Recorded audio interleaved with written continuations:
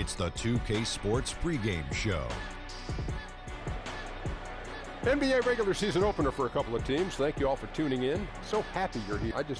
I'm ecstatic that you're here. And I miss you too, and I'm Ernie. really happy that Kenny and Shaq are here I too. miss you too, Ernie. Yeah, me too. Tonight, it'll be the Memphis Grizzlies up against the Pacers in Indianapolis. For Indiana, they're focused on coming out of the gate strong. First game of the year, here at home, you know the rafters are going to be rocking, and the players are going to try to ride that intensity all the way. Here in the early part of the season, Kenny, we've already seen a few teams outperform expectations. What can they do to keep rolling? Just keep playing to your strengths, and you never let up. You can't change what you're doing now. It's working. It's that simple. It's that simple. And to add on to what my good friend Kenny is saying, Am I not your friend? But you didn't say anything. Yes, Kenny I did. said something. All right. Anyway, can't get overconfident like you're doing right now. Even though you're winning, you keep looking for things that you can do better. Man. And you are my good friend, Aaron. Oh, thanks, Shaq. Now, let's send it over to Kevin Harlan.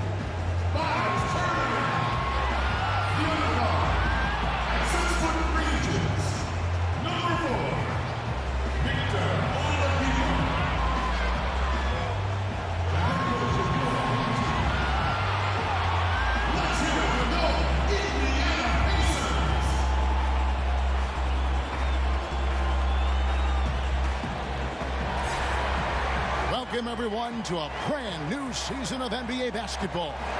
I'm sure you're as excited as all of us are here at 2K Sports as we get ready to start the season in style. With Greg Anthony, Chris Webber, and David Aldridge, Kevin Harlan. And joining us tonight, a man who once said he will never write another traditional sports column. Please don't say that. So, Bill Simmons, don't say that. Well, now you just have to tweet. You need 280 characters, and you can pretend you're a writer. What do you think of social media?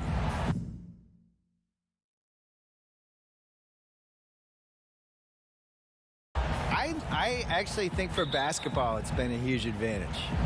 And it hasn't been a huge advantage for a lot of other. So, Indiana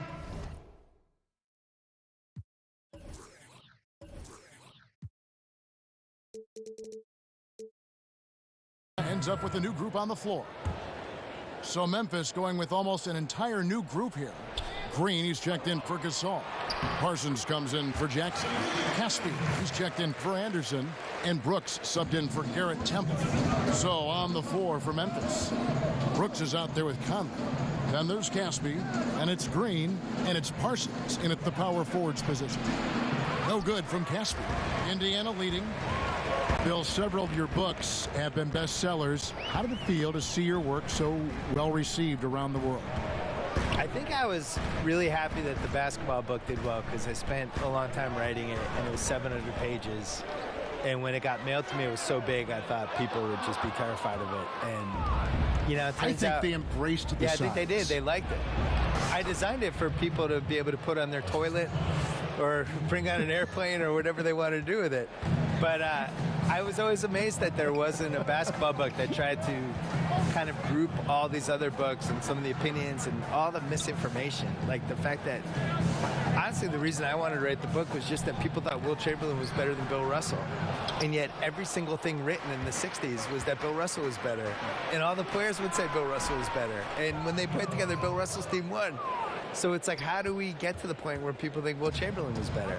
So it was that and some other stuff that made me want to write the book.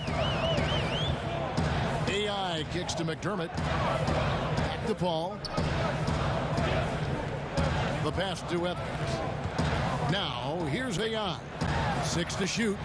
Takes the 13-footer. Green with the rebound. 34 seconds left in the first quarter of the game. Here's Parsons. Pacers with the rebound. This, of course, their first opportunity to play Memphis. And last season, they made short work of this club. 2 games, 2 wins. Yeah, Greg, it makes sense. I mean, when you look at where they both finished, there's a reason one team was in the playoffs and the other one was on vacation. Here's AI, and he uses the glass on the layup. AI's got his first points of the game. Well, you like to see a player work to get the high percentage shot. Now, so much of what AI does comes through hard work. Good if it goes. Not going to go that time. So at the end of 1 quarter of play, still a close game. Grizzlies out in front. They lead by 2. And back in a moment as we'll get underway with quarter number 2.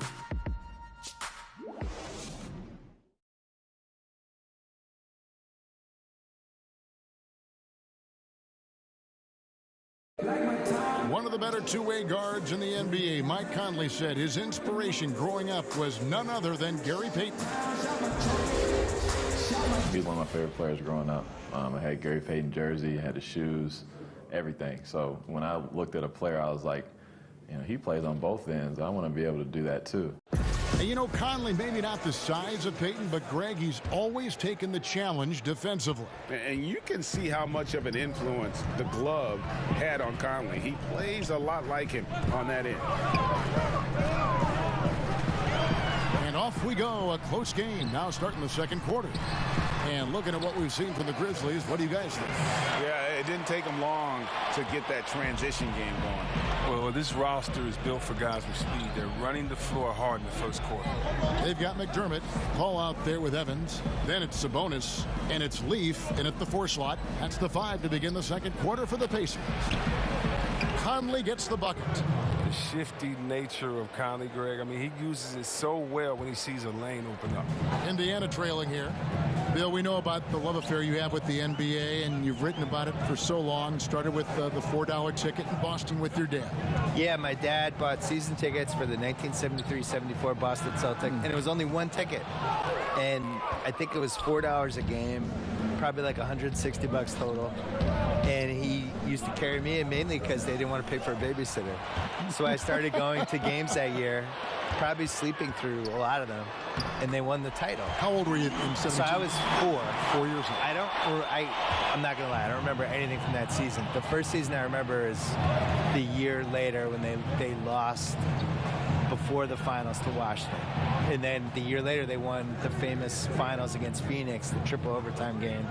I was there. Was Cowens on that team? Cowens, Havlicek, Yep. JoJo White. Yep.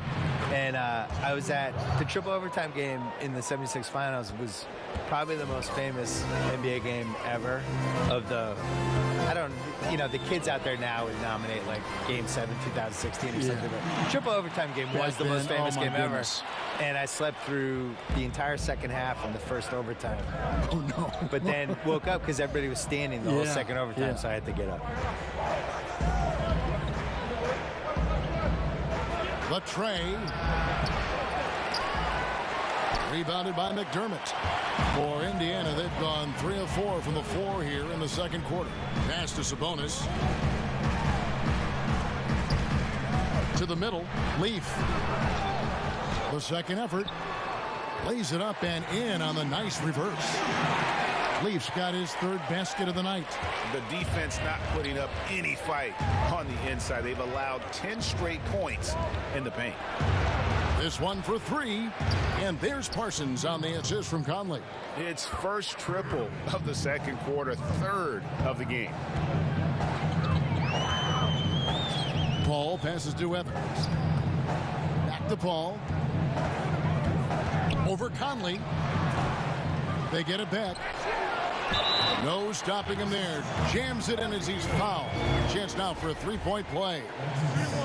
It goes on Chandler Parsons. Indiana shooting their third free throw shot of the game. Free throw good. Sabonis. Bill, you've watched the NBA evolve. Talk about some of the biggest changes over the last decade you've seen. The three-point line and the threes or foul shots philosophy, I think, is the biggest thing. Just the pace of the game has really improved, and to a really pleasing way for fans. Like just what Steve Nash was doing last decade and those Suns teams, that everybody's playing that way now. I think the social media and the players basically getting rid of the wall between them and the fans, using social media, using Instagram, and we just feel like we know these guys better. And their ability to control their own message now versus where they were 10 years ago.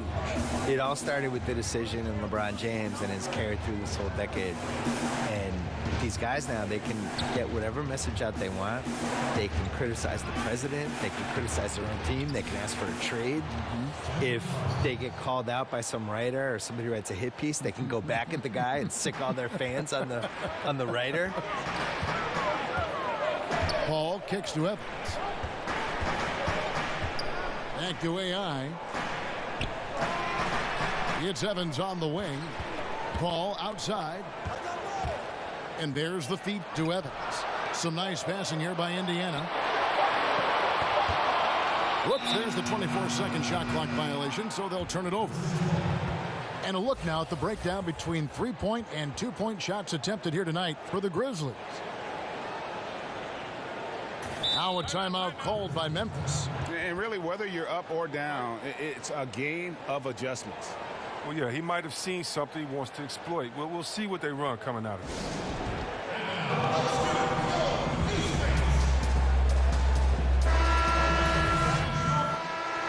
And the first half comes to a close. We've got...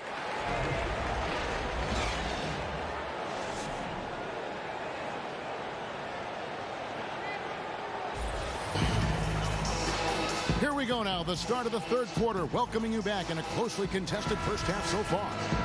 It's been both teams making some changes here.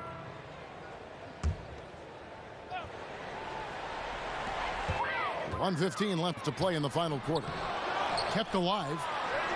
Here's Leaf. The layup missed. The Grizzlies trail by 17. And so just rolling to the finish line now in what has been a very confident-looking performance for the Pacers.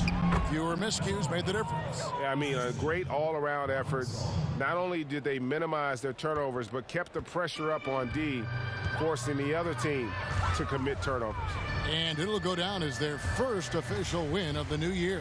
And with the win approaching, they'll take the first game here of 2 that they'll play against this team. Nice to get that first one out of the way and set the tone. Hey, you know, guys, what a nice performance it was for Darren Collison. He was the alpha dog out there tonight. Totally in charge of this game. No matter what the situation was, he was the one to dictate the action. So on the floor for Memphis. Jackson down low with Gasol. Garrett Temple is out there with Conley, and it's Parsons in at the 3. Gasol passes to Jackson. It's hauled in by Leaf. Confident play we're seeing out of him. Yeah, and the scoreboard tells the story. Snatched up. And O'Quinn kicks to Leaf. Pass to AI.